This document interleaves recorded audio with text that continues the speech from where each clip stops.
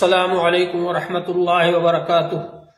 نحمده ونصلی علی رسولہ الکریم اما بعد فاعوذ باللہ من الشیطان الرجیم بسم اللہ الرحمن الرحیم قال اللہ تبارک وتعالی فی القرآن المجید والفرقان الحمید سبحان الذي اسرى بعبده ليلا من المسجد الحرام الى المسجد الاقصى الذي باركنا حوله لنريه من آیاتنا۔ محترم حضرات، اللہ جل شانہ کا بڑا فضل و کرم ہے اور اس کا انعام و احسان ہے کہ اللہ جل شانہ نے ہم کو ایسے نبی عطا فرمائے کہ جن کا درجہ اور مرتبہ تمام انبیاء علیہ السلام سے بڑھ کر ہے۔ اللہ جل شانہ نے حضور پاک صلی اللہ علیہ وآلہ وسلم کو رحمت للعالمین بنایا۔ اللہ جل شانہ نے حضور پاک صلی اللہ علیہ وآلہ وسلم کو خاتم النبیین بنایا۔ حضور پاک صلی اللہ علیہ وآلہ وسلم کی رسالت تمام عالم کے لیے ہے، تمام عالموں کے لیے ہے، اور ہر جگہ جہاں جہاں بھی کوئی شہر آباد ہے، جہاں جہاں بھی کوئی آبادی ہے، وہاں کے لوگوں کے لیے حضور صلی اللہ علیہ وسلم ہی رسول ہے۔ کسی بھی گاؤں میں، کسی بھی بستی میں جہاں آبادی ہے، حضور پاک صلی اللہ علیہ وآلہ وسلم ہی ان کے لیے رسول ہے۔ حضور پاک صلی اللہ علیہ وآلہ وسلم کی رسالت تمام زمانوں کے لیے اور قیامت تک کے آنے والے انسانوں کے لیے ہے، اور حضور پاک صلی اللہ علیہ وآلہ وسلم کی رسالت تمام مکانوں کے لیے، یعنی ہر جگہ کے لیے ہے۔ جہاں جہاں بھی انسان آباد ہیں وہ سب مخاطب ہیں حضور پاک صلی اللہ علیہ وآلہ وسلم کے، اس لیے آپ کی رسالت سب کے لیے عام ہے، تمام انسانوں کے لیے عام ہے۔ حضور پاک صلی اللہ علیہ وآلہ وسلم کی رسالت اللہ جل شانہ نے ارشاد فرمایا، قل یا ایھا الناس انی رسول اللہ الیکم جمیعا، اے انسانو میں تم سب کے لیے رسول بنا کر کے بھیجا گیا ہوں۔ اور حضور پاک صلی اللہ علیہ وآلہ وسلم خاتم النبیین بنا کر بھیجے گئے، یعنی آپ کے بعد کوئی نبی آنے والا نہیں ہے۔ حضور پاک صلی اللہ علیہ وسلم کی رسالت بھی، حضور پاک صلی اللہ علیہ وسلم کی نبوت بھی قیامت تک قائم رہے گی، اور قیامت تک آنے والے جتنے بھی انسان ہیں ان سب کے لیے حضور پاک صلی اللہ علیہ وآلہ وسلم کا لایا ہوا دین ہی نجات دہندہ ہے۔ حضور پاک صلی اللہ علیہ وسلم کا لایا ہوا دین ہی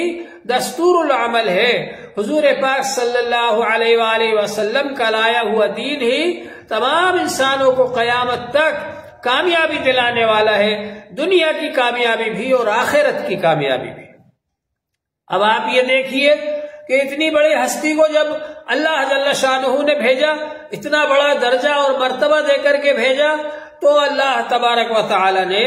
ان کے ہاتھ سے معجزات بھی ظاہر کروائے، ایسے ایسے معجزات کہ جن کو دیکھ کر کے لوگ حیران رہ گئے۔ چاند کے 2 ٹکڑے حضور پاک صلی اللہ علیہ وآلہ وسلم کی انگلی کے اشارے سے ہو گئے۔ یہ اس بات کا اشارہ تھا کہ اللہ جل شانہ نے حضور پاک صلی اللہ علیہ وسلم کو بہت بڑا بلند درجہ عطا فرمایا۔ اور آج بھی جبکہ لوگ چاند پر پہنچے تو ان لوگوں نے اس بات کی تصدیق کی کہ وہاں پر چاند میں دراڑ موجود ہے، جو کہ 10 کلومیٹر چوڑی اور 30 کلومیٹر لمبی دراڑ چاند کے اندر موجود ہے۔ اسی طرح سے حضور پاک صلی اللہ علیہ وآلہ وسلم کو اللہ جل شانہ نے معراج پر بلایا۔ یہ سورج ہم سے 9 کروڑ 30 لاکھ میل دور ہے، اور اس سے اوپر کتنے اوپر آسمان ہے نہیں کہہ سکتے۔ تو ظاہر بات ہے کہ سورج تو ہم کو نظر آتا ہے، ستارے اس سے بھی اوپر ہیں جو کہ ہم کو چھوٹے چھوٹے نظر آتے ہیں، اور پھر اس سے بہت اوپر آسمان ہے، اور اس آسمان پر، پہلے آسمان پر، دوسرے آسمان پر، تیسرے آسمان پر، چوتھے آسمان پر، 5ویں آسمان پر، 7ویں آسمان پر حضور پاک صلی اللہ علیہ وآلہ وسلم تشریف لے گئے، اور آسمان سے بھی اوپر آپ تشریف لے گئے۔ سدرۃ المنتہا، جہاں پر کہ بیری کا درخت لگا ہوا ہے، اور وہ بیری دنیا کی بیری جیسی نہیں ہے، بلکہ اس کے پھل مٹکوں کے برابر ہیں اور اس کے پتے ہاتھی کے کان کے برابر ہیں، اور وہ بیری انتہا ہے، فرشتے بھی اس سے آگے نہیں بڑھ سکتے۔ اللہ کے احکام وہاں سے صادر ہوتے ہیں اور وہاں سے ظاہر ہوتے ہیں اور وہاں سے پہنچتے ہیں فرشتوں کے پاس، اور فرشتے جو کچھ پہنچانا چاہتے ہیں وہ وہاں سے آگے جاتا ہے۔ تو فرشتوں کے لیے وہ جگہ انتہا ہے، اس سے آگے فرشتے نہیں جا سکتے۔ اسی لیے جب حضرت نبی پاک صلی اللہ علیہ وآلہ وسلم کو معراج پر لے کر کے گئے جبرائیل علیہ السلام، تو سدرۃ المنتہا پر پہنچنے کے بعد انہوں نے یہ کہہ دیا کہ اگر یکسر موئے برتر پرم فروغ تجلا بسوزت پرم، اگر میں ایک بال کے برابر بھی آگے بڑھا تو تجلی کے فروغ کی وجہ سے میرے پر جل جائیں گے۔ تو اللہ جل شانہ نے حضور پاک صلی اللہ علیہ وآلہ وسلم کو سدرۃ المنتہا سے بھی آگے بلایا، اور اس کے بعد پھر حضور پاک صلی اللہ علیہ وآلہ وسلم کے لیے رفرف لایا گیا۔ وہ رفرف کیا ہے؟ ایک طرح کی پالکی ہے، جیسے پالکی میں بٹھایا جاتا ہے اور اس کو اٹھایا جاتا ہے، اس طرح سے وہ پالکی میں آپ بیٹھے، اور اس پر ہرے رنگ کا مخملی فرش تھا، اس پر آپ تشریف فرما ہوئے، اور پھر وہ آپ کو لے کر کے گئے عرش تک، اور پھر آپ نے عرش الہی کا دیدار کیا، اللہ جل شانہ کا دیدار کیا، اللہ جل شانہ کی زیارت کی، اور اللہ جل شانہ سے آپ ہم کلام ہوئے، کلام کا شرف حاصل کیا آپ نے، اور اللہ جل شانہ کی بارگاہ میں آپ نے یہ عرض کیا التحیات للہ والصلوات والطیبات، تمام قولی عبادتیں، تمام فعلی عبادتیں، تمام مالی عبادتیں، یہ سب اللہ جل شانہ کے حضور میں پیش ہیں۔ اللہ تبارک و تعالی نے آپ پر بڑی رحمتیں اور عنایتوں کی بارش فرمائی، اور یہ فرمایا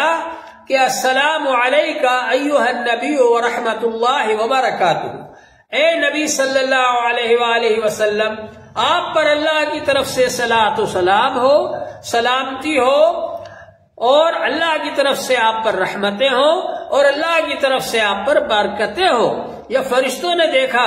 کہ آپ پر اللہ تعالی کی طرف سے رحمتیں اور برکتیں ہو رہی، اور حضور پاک صلی اللہ علیہ وآلہ وسلم نے جب دیکھا کہ آپ پر اللہ تعالی کی طرف سے رحمتیں اور برکتیں ہو رہی ہیں، تو آپ نے اس بات کو پسند نہیں فرمایا کہ ان رحمتوں اور برکتوں میں صرف اپنے آپ کو ہی محدود رکھیں، بلکہ آپ نے یہ فرمایا السلام علینا وعلی عباد اللہ الصالحین، سلامتی اور رحمت اور برکت اللہ تعالی کی طرف سے جو ہو رہی ہے، اس میں آپ نے نیک بندوں کو بھی شامل فرما لیا، اور نیک بندے تو تھے ہی رحمت کے مستحق، اس لیے ان کو الگ سے ذکر فرمایا، اور جمع کا صیغہ بول کر آپ نے اپنے ساتھ ہم جیسے گناہگار امتیوں کو بھی شامل فرما لیا۔ یہ جمع کا صیغہ بولا آپ نے، واحد کا صیغہ نہیں بولا کہ میں خود ہی اس کے اندر سلامتی میں رہوں، بلکہ اللہ تبارک و تعالی کی رحمت میں ہم جیسے گناہگاروں کو بھی آپ نے شامل فرما لیا۔ تو اس طرح سے آپ نے اس موقع پر بھی، جبکہ آپ اتنے اونچے مرتبے اور درجے پر پہنچ گئے، یہاں اللہ جل شانہ سے آپ کی ملاقات ہوئی، وہاں پہنچ کر بھی آپ نے اپنے گناہگار امتیوں کو یاد رکھا۔ یہ حضور پاک صلی اللہ علیہ وسلم رحمت للعالمین ہیں، جنہوں نے وہاں پہنچنے کے بعد، اتنے بڑے اونچے مرتبے پر پہنچنے کے بعد بھی اپنی امت کو یاد رکھا۔ تو بہرحال حضور پاک صلی اللہ علیہ وآلہ وسلم پر اللہ تعالی کی بڑی عنایتیں ہوئی، اور اللہ جل شانہ نے تحفے میں یہ فرمایا کہ میری طرف سے تمہاری امت کے لیے کہ وہ 50 وقت کی نمازیں ادا کریں، اور یہ فرمایا کہ جو کفر و شرک نہیں کریں گے ان کو ہم بخش دیں گے، ان کو جنت میں پہنچا دیں گے، ان کو معاف کر دیں گے، اور یہ فرمایا کہ یہ سورہ بقرہ کی آخری آیتیں یہ تحفے میں لے جاؤ۔ اس میں اللہ جل شانہ نے ہم کو سکھایا ہے کہ ہمیں کیسے دعا کرنا چاہیے، اپنے گناہوں کی معافی کیسے مانگنا چاہیے، اور ہم کو یہ سکھایا ہے کہ اللہ تبارک و تعالی سے مدد مانگے، اور اللہ تعالی نے گویا کہ اس میں مدد کا وعدہ فرمایا ہے۔ رحمت کا وعدہ فرمایا ہے اور یہ بتلایا ہے کہ ہم نے دین میں تمہارے لیے آسانی کر دی، تو اللہ جل شانہ نے یہ سورہ بقرہ کی آخری آیتیں معراج کے موقع پر تحفے میں عطا فرمائی۔ تو یہ اللہ تعالی کا انعام ہے جو معراج کے موقع پر کیا، اور حضور پاک صلی اللہ علیہ وآلہ وسلم واپسی میں جب آئے تو جس طرح سے جاتے وقت چھٹے آسمان پر حضرت موسیٰ علیہ السلام سے ملاقات ہوئی تھی، اسی طرح آپ کی ملاقات ہوئی۔ تو موسیٰ علیہ السلام نے پوچھا کہ کیا اللہ نے آپ کو عطا فرمایا؟ تو انہوں نے بتلایا کہ 50 وقت کی نمازیں دی ہیں۔ تو انہوں نے کہا کہ میری امت تو 2 وقت کی نمازیں بھی ادا نہیں کر پائی، آپ واپس جائیے اور اللہ تعالیٰ سے عرض کیجئے کہ اس میں کم کر دیں۔ چنانچہ حضور پاک صلی اللہ علیہ وآلہ وسلم واپس تشریف لے گئے اور عرض کیا کہ اس میں کم کر دیں، تو اللہ تعالیٰ نے 5 وقت کی نمازیں کم کر دی، 45 وقت کی رہ گئی۔ پھر موسیٰ علیہ السلام کے پاس آئے، پھر انہوں نے کہا اور جائیے آپ اور کم کروائیے، پھر گئے، پھر 5 وقت کی کم ہو گئی۔ اسی طرح سے ہوتے ہوتے آخر میں 5 وقت کی نمازیں بچیں، تو اللہ تعالیٰ نے فرمایا کہ میں 5 وقت کی نماز پڑھ بھی 50 کا ہی ثواب دوں گا۔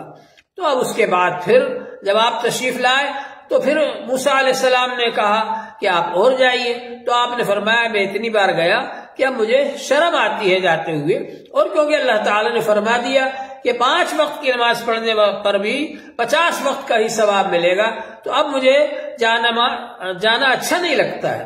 چنانچہ حضور پاک صلی اللہ علیہ وسلم پھر نہیں گئے، 5 وقت کی نمازیں لے کر کے آئے، لیکن یہ بار بار جانا اور آنا اور حضرت موسیٰ علیہ السلام کا مشورہ دینا، اس میں اللہ تعالیٰ کی حکمت مصلحت پوشیدہ تھی کہ اس بہانے سے آپ بار بار جائیں اللہ جل شانہ کے دربار میں، اور بار بار اللہ جل شانہ سے ہم کلامی کا شرف حاصل ہو۔ اسی سفر میں حضور پاک صلی اللہ علیہ وآلہ وسلم نے جنت کا مشاہدہ فرمایا، جنت کو دیکھا آپ نے، اور اسی سفر میں حضور پاک صلی اللہ علیہ وآلہ وسلم نے دوزخ کو بھی دیکھا، اور اللہ تعالیٰ کی بڑی بڑی نعمتوں کو دیکھا، بڑی بڑی نشانیوں کو دیکھا، اللہ تعالیٰ کی قدرت کی نشانیوں کو دیکھا اس سفر کے اندر، اور پھر آپ واپس تشریف لائے۔ تو واپس آنے پر آپ نے پھر بیت المقدس کے اندر انبیاء علیہ السلام جو آپ کی مشایعت کے لیے آپ کے ساتھ تشریف لائے، تو پھر انبیاء علیہ السلام کو آپ نے نماز پڑھائی بیت المقدس کے اندر۔ بعض علماء یہ کہتے ہیں کہ معراج میں یعنی اوپر چڑھنے سے پہلے جو اللہ تبارک و تعالی نے فرمایا سبحان الذی اسری بعبدہ لیلا من المسجد الحرام الی المسجد الاقصی، یہ اتنا سفر تو قرآن پاک میں آیا ہے کہ آپ کو اللہ تعالی مسجد حرام سے مسجد اقصی تک لے گئے۔ تو مسجد اقصی میں آپ پہلے پہنچے اور وہاں پر 2 رکعات نفل ادا کی، یہ سب اپنی جگہ پر صحیح ہے، لیکن بعض علماء یہ کہتے ہیں کہ اوپر چڑھنے سے پہلے معراج سے پہلے آپ نے انبیاء علیہ السلام کو نماز پڑھائی، اور بعض علماء فرماتے ہیں کہ جب آپ معراج سے واپس آ گئے پھر مسجد اقصی میں آپ نے انبیاء علیہ السلام کو نماز پڑھائی۔ بہرحال انبیاء علیہ السلام کی امامت کا واقعہ یہ معراج کے لیے اوپر چڑھنے سے پہلے کا ہے یا معراج سے واپسی کا ہے، دونوں طرف علماء کرام ہیں، دونوں رائے ہیں۔ بہرحال یہ بھی ہو سکتا ہے کہ آپ نے پہلے نماز پڑھائی ہو، یہ بھی ہو سکتا ہے کہ بعد میں نماز پڑھائی۔ اللہ جل شانہ نے یہ واقعہ اس لیے ظاہر فرمایا تاکہ سب کو معلوم ہو جائے کہ یہ جو نبی آ رہے ہیں ان کی نبوت تمام عالموں کے لیے ہے، اور تمام انبیاء علیہ السلام کے یہ امام ہے، اس لیے انبیاء علیہ السلام جو پہلے آئے تھے ان کا یہ ختم ہو چکا ہے، دین کا سلسلہ ختم ہو چکا، وہ دین منسوخ ہو چکے، اور اب حضور پاک صلی اللہ علیہ وسلم کا دین ہی باقی رہے گا اور وہی چلے گا۔ اور یہ ظاہر کرنے کے لیے کہ اس امت کے اندر ایسے لوگ بھی ہوں گے جو کہ چاند تک جائیں گے، تو وہ بھی اس بات کو سمجھ لیں کہ حضور پاک صلی اللہ علیہ وسلم تو چاند سے بھی آگے تشریف لے گئے۔ اب جب حضور پاک صلی اللہ علیہ وسلم واپس تشریف لائے تو اس کے بعد پھر آپ نے جب کفار مکہ کے سامنے بیان فرمایا تو لوگوں نے انکار کیا، تعجب کیا، اور جب آپ نے فرمایا کہ مسجد اقصی گیا تھا تو ان لوگوں نے آپ سے پوچھنا شروع کر دیا کہ آپ یہ بتلائیے کہ مسجد اقصی میں کتنے دروازے ہیں، کتنی سیڑھیاں ہیں۔ تو وہ بھی آپ نے بیان فرمایا۔ اللہ جل شانہ نے آپ کے سامنے مسجد اقصی کو کر دیا اور آپ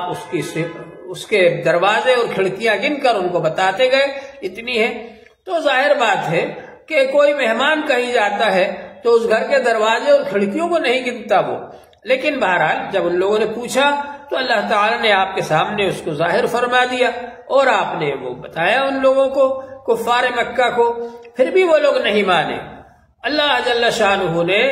یہ واقعہ معراج حضور پاک صلی اللہ علیہ وسلم کو تسلی دینے کے لیے کہ کفار مکہ جو آپ کو پریشان کرتے ہیں، ستاتے ہیں، تکلیف پہنچاتے ہیں، لیکن ان کو یہ معلوم نہیں ہے کہ آپ کا درجہ اور مرتبہ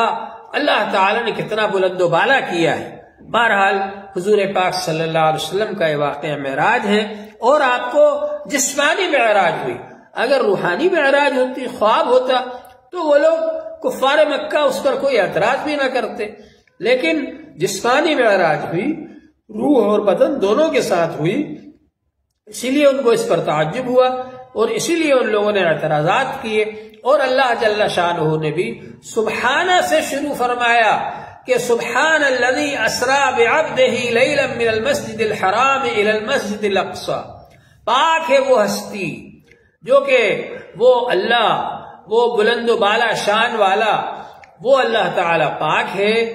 جو اپنے بندے کو لے کر کے گیا۔ عبد کا لفظ کہا حضور صلی اللہ علیہ وسلم کے لیے، اور عبد جو ہے جسم اور روح دونوں کے لیے بولا جاتا ہے، لہذا معلوم ہوا کہ آپ جسم کے ساتھ تشریف لے گئے معراج پر۔ اور جو حضرات یہ کہتے ہیں کہ روحانی تھا، یہ روحانی واقعہ ہے یا خواب کا واقعہ ہے، تو ان کی بات اس بارے میں نہیں مانی جائے گی۔ جمہور علماء امت اسی طرف ہیں اور قوی دلائل اسی طرف ہیں کہ یہ واقعہ جسمانی طور پر ہوا، جسمانی طور پر آپ تشریف لے گئے، براق پر بیٹھ کر کے آپ تشریف لے گئے، اور پھر مسجد اقصی میں براق کو چھوڑ کر مسجد اقصی کے سامنے جو انبیاء علیہ السلام ایک پتھر جو سوراخ والا تھا، اس پتھر کے اندر اپنے جانوروں کو، سواریوں کو باندھا کرتے تھے، وہاں آپ نے چھوڑ دیا اس براق کو، اور پھر آپ کے لیے سیڑھی لگائی گئی اور وہاں پر آپ تشریف لے گئے۔ یہ سب واقعہ حدیث کے اندر موجود ہے اور مفصل طور پر آیا ہے۔ امام ابن کثیر رحمۃ اللہ علیہ نے، جو کہ تفسیر کے امام ہیں،